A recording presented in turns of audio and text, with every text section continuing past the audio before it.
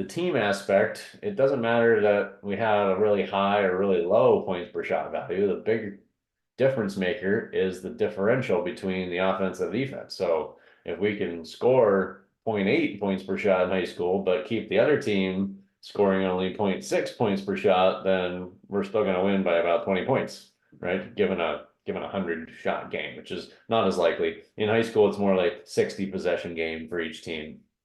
But regardless, the same math still works. The Celtics are a great example again. That's why I really did a study this week of this to really dig into, how they're operating. And they average 1.15 and hold their opponents to an average of 1.0. And, when they play some of the other higher level playoff teams right now in the West division, they'll be up in the 1.1 maybe, but the Celtics are still way up at the top at 1.15. And so they're constantly having a more efficient offense that produces a margin.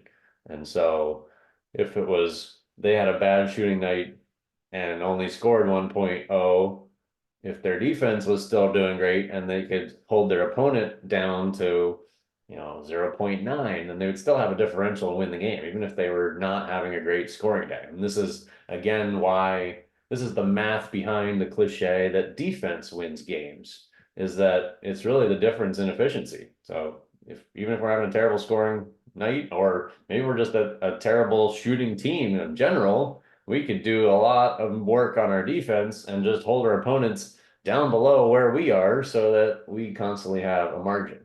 And that's why people say defense wins games, which I tend to not agree with, but there is an aspect to that. If you need to, you can do the work to hold an opponent down and make sure you have a margin. I think it's easier to have a margin by having really intelligent, fast-paced, and skilled offense. But again, the margin is the important part here. And the difference between two different types of shots is what I want to bring to you on the individual basis, which we're going to get into more in a minute.